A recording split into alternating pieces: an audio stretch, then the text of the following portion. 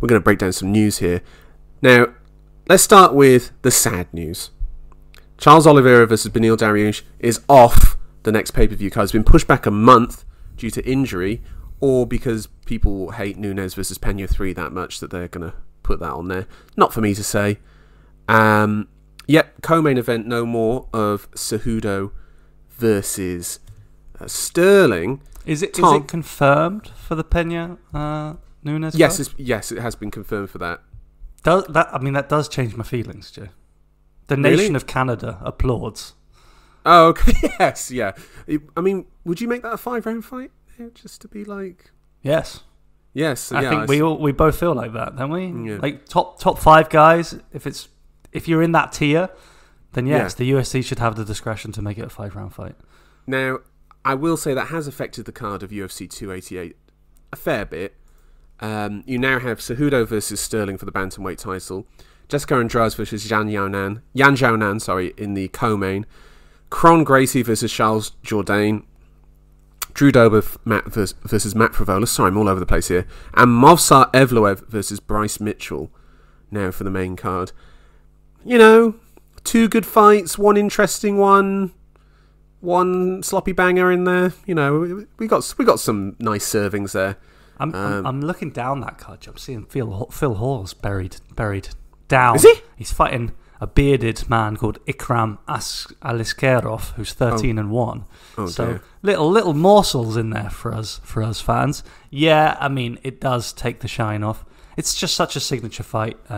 Oliveira, Dariush, big fans of both men, and I kind of hoping Dariush can move forward. He deserves it, Joe. He really deserves it. I was thinking that if Oliveira is injured and the fight's cancelled, just make Dariush Makhachev for October. Like, I don't know, what are they hoping for? Are they hoping that both these guys are so messed up from this fight that if they do fight Makhachev, they're not going to be at 100% for October, or they're just going to make Dustin Poirier versus Makhachev? I think there might be some sort of kind of deep state conspiracy going on where Dariush must not fight for the belt. He doesn't help himself, though, with those post-fight promos. They're like, I'll fight 10 more times before I fight for the belt. And he's just like, all right, like, bet. Yeah. It's not the best tactic from him. Now, let's talk about a fight that has been confirmed for October. October is April, and we're having to talk about an October fight. Paulo Costa versus Khamzat Chimaev in Abu Dhabi. Now, why is this fight happening in Abu Dhabi, Tom? Are we going to address that, or are we just going to? Is it just because Costa can't cut weight quickly enough for Chimaev to fight twice this year? Yeah. I mean, Costa probably needs to start his weight cut now, and they're giving him 6 months out. That takes you to October. That seems to be the cartoonish nature of Paulo Costa, which I'm all about it, Joe. I love it. I love this fight. Yeah. But yeah, I think there might be some visa issues troubling one of these men, and it's not the Brazilian. No, I think there are some issues with Chimaev that I think stem back from some of his mates. I don't know. I don't want to get into it too much. We can save that for another day. Or you can just look up the work of Karim Zidane, who is a tremendous journalist who covers this stuff in detail. But in terms of the fight itself, Awuga, that is all violence all the time, and a hell of a test for Chimaev in the middleweight division. I was kind of the opinion, just make him versus Adesanya now. Like, just do it right now. But yeah, I mean, it's a funny one, He burns so bright for such a short period. Yeah. And, ultimately his last performance was a great performance. He did comprehensively beat Burns. I mean, I know Kevin Holland. Yeah. Well, there you go. That just shows you. That just shows you where I'm at with the Chimaev hype train, Joe. It's not chugging in the same way.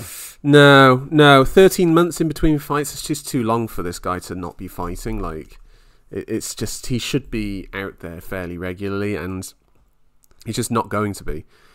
But I think this is a great matchup. It'll be interesting to see physically how it will line up as well, because obviously Costa has the issues with his short arms. He has to have a very hook-heavy approach, which will then bring him close into Chimaev. But we'll have to break that down in closer detail in October. Tom, one more piece of news and then we'll go. Jon Jones has basically announced his next fight will be his retirement fight. It'll be against Stipe Miocic in Madison Square Garden in November. Dana has pretty much confirmed it. Seem to want to make this fight for July, but Jon, I guess he can't be trusted to go back to Vegas just yet, so they're going to do it in MSG. Do you think Jon Jones can stay clean and safe for 7 months? No. We've certainly seen that that's not the case. Just to confirm, Joe, did I just hear the word retirement? Yeah. Jones even said, "How do people want to see for my retirement fight me defeating the heavyweight GOAT in MSG?" That's not a hype that I'm about, Joe. That's deflated me. You can't go into a fight as the champ saying that, oh, I'm gonna just go out, take a retirement fight against Stipe Miocic. Not if you're the competitor that we believe Jon Jones is. That's a shame. But, given his inconsistencies in the past, I'm not sure that will prove to be the case. Is it just that he doesn't want to fight these big dogs that are coming through? He doesn't want to. He wants to have... he had the Cyril Gane fight, which was lined up perfectly for him, despite our prediction. Then he's got Stipe, who's 41, 42 years old.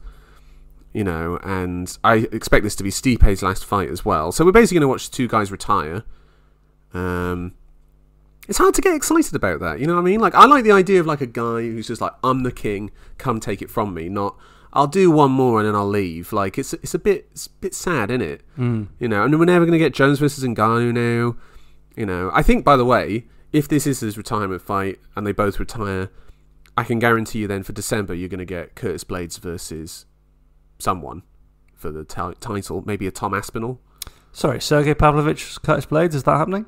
That is happening next Saturday. Well, how is Blaydes going to fight for the title? Joe, have you just revealed? You just revealed where you stand on that fight? Have you not watched Curtis Blaydes, Derek Lewis? Have you not learned, Joe? I don't know. I don't think Pavlovich can go that long. Blaydes went into Lewis went into a second round. Can Pavlovich go past a minute? No, I'm not revealing my pick. I actually haven't made a pick yet. I'm just saying Curtis Blaydes. But, I mean, listen, they're not going to make Pavlovich versus Tom Aspinall for the heavyweight title, are they? Like, they're going to, they want an American in there for that, most likely. Anyway, I don't know, it's a bit of a damp way of announcing it, isn't it? Like, yeah. I guess we'll get hyped for it, but then people will be like, just savour it whilst they're here. And it's just like, reduced versions of two very good fighters? Now, let me just say, imagine a different timeline, and Jones is like, right, I've got one more fight left in me. I'm going to go out. Francis Ngannou, Jon Jones, confirmed. Yes. How do you feel about that? My loins would be melting off me. Like, it's incredible. It's incredible. So I think it doesn't help that it's Miocic. I think you can say I've got one more left in me, guys, and then I'm done. And I'm going to fight the absolute best, biggest test that we all want to see. Not I'm going to fight a guy who we know is on the back end of his career. Oh, very much so. Yeah. Like Stipe's peak was the end of his peak was probably the Cormier trilogy. Like that was it really, and then since then it's been the loss to Ngannou and then nothing. Stipe doesn't have to fight. That's the other thing. Like, he doesn't have to do this, and he's clearly told us and told the UFC that he doesn't have to do this, and so he's just going to wait and see. Like, and I think that's fine, and I think that's a really healthy place for someone like that to be in. You don't want Stipe desperate for that fight. You want him to like really just want to do it. But yeah, it's... I mean, I've watched the Gane fight a couple times now. I just think Jones looked terrible in that fight, to be honest. Like, even in victory, it was just a strange, terrible fight. That people fell in love with the narrative of it, but hey-ho. Yeah. Just to say where I lie on Stipe Miocic's peak, it's actually prior to the Cormier trilogy. It's the win over Ngannou, defending the belt, weathering that first round and showing what a real champ is about. Yeah, the JDS win, the Ngannou win, that's the peak of his peak, and then Cormier was the end of it, really. Like, that was, it's hard for a guy to get knocked out like that and then have that scrappy win in the second one and then the dominant win in the third against a very much reduced Daniel Cormier. For me to really think that this is a guy at the peak of his powers. But anyway, that's litigation for another time.